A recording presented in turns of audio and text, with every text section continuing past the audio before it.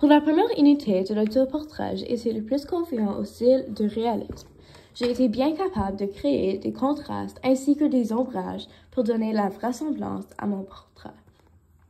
Pourtant, j'ai décidé d'utiliser le charbon comme médium dans ma conception afin de créer des contrastes encore plus marquants et m'aventurer avec quelque chose autre que du crayon. Je trouve que je ne suis pas totalement satisfait avec ce projet, car j'aurais aimé plus m'aventurer avec la photo que j'ai prise. Par contre, durant ce projet, j'ai eu la chance de me mieux connaître en fonction de ma perception de moi-même. Souvent, lorsqu'on regarde à nous dans les photos ou dans les miroirs, on a tendance à exagérer nos défauts.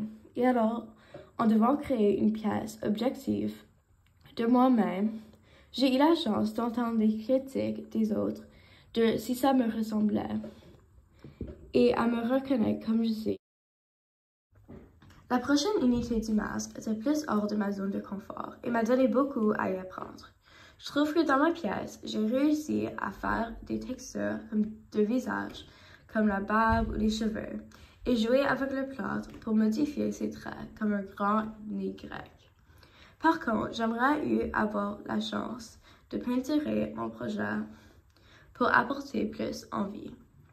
Et puis, assez ajouter de plâtre pour qu'il reste plus solide. Durant ma création, par contre, j'ai quand même eu la chance d'apprendre beaucoup sur comment traiter un support à 3 dimensions et créer la texture réelle. Le message derrière ma pièce s'est basé sur la mythologie grecque de Médusa. L'homme dans la sculpture est Poséidon, la graisseuse de Médusa.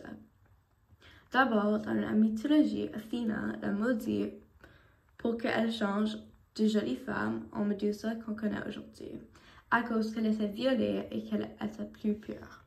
Alors, j'ai créé Poséidon à ressembler à Médusa pour rendre justice à elle.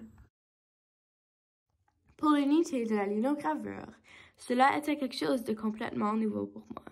J'ai décidé de créer un papillon inspiré du tatouage que je voulais obtenir. Je trouve que le papillon est bien sorti, l'image que je voulais était présente et les textures créées étaient très intéressantes et un bon ajout à la pièce. Par contre, j'ai eu beaucoup de difficultés à créer des produits suffisants, car souvent l'image avait trop de peinture ou pas assez de peinture pour être claire. De plus, j'ai fait une erreur de graver trop et de ne pas utiliser plusieurs couleurs dans l'image.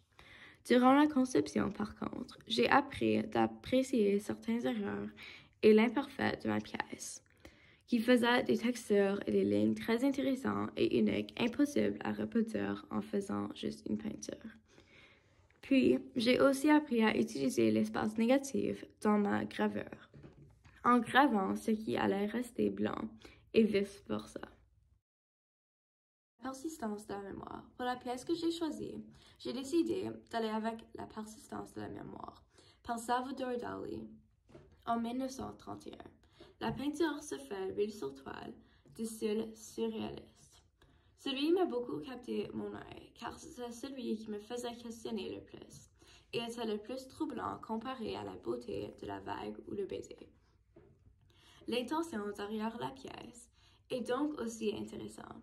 Elle était grandement basée sur les études de psychanalyse par Sigmund Freud, qui était la significance de rêve dans la vie, même jusqu'à temps que Dali se faisait halluciner pour créer ses pièces. Puis, j'aime surtout cette pièce surréaliste car elle compte tout le réalisme, les ombrages, des perspectives de paysage, des couleurs qui fonctionnent logiquement, mais de forme unique et libérante, surréaliste.